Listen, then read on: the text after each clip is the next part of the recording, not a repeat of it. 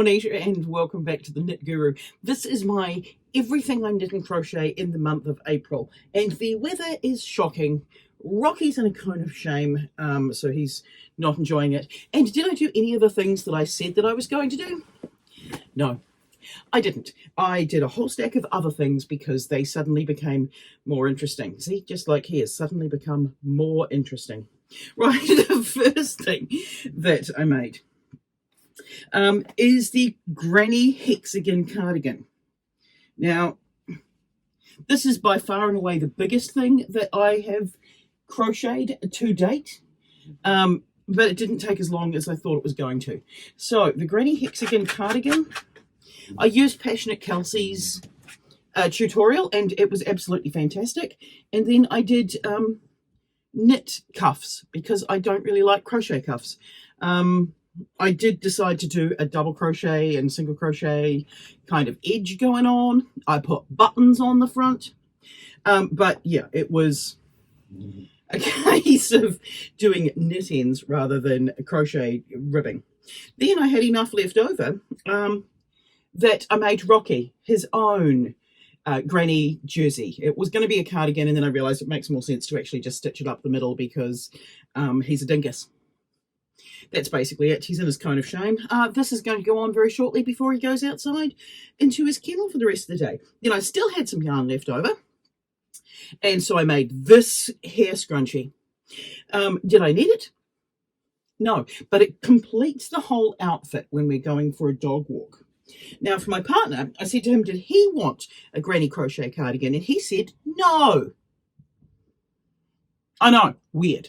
Anyway, so I found this yarn, which is particularly ugly, but it was as close as I could get to the granny cardigan yarn that I made, and made him these pair of oversized slipper socks to wear when we go on walks. He doesn't wear them when we go on walks. He wears them around just to keep his feet warm. But I think they're hilarious. They are so big and so puffy. And this is a honeycomb brioche stitch done in the round. And I think it'll be perfect for slouchy socks. So my next time I do slouchy socks, I'll be using that pattern. What else did I complete this month? I'll have to insert it here. But I did complete the knitting socks in 15 minutes a day challenge. So I did knit an entire pair of socks out of the Opal Yarns series, where they have it on famous artists, and this was one of the Vincent van Gogh socks, sock yarns. So I did that, and that was great. What else did I do? On my recent road trip, I made this singular sock. You'll see the shorts and shorts compilation coming out of this one rainbow sock. It's fantastic. I did not finish the second one. Now, the reason I made this one is that we were going to stay with my mother-in-law, and it's coming up to Mother's Day in New Zealand next weekend. Not this coming weekend, but next weekend. So I designed the sock pattern for her in this skeins yarn with a nylon effect, which I think will reflect in light, but it just looks pretty. I did finish the first one, and I'm up to the cuff, well, no, the heel turn of the second one. But I couldn't take that with me because she would know that I was making her socks. So I did not do that. This now needs to be done in this coming weekend.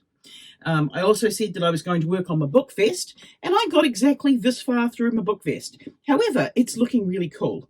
I'm about to change to orange again. I am going to go to a knitting group on Saturday, so I'll see whether or not I can finish the back then, and then the front should take less time,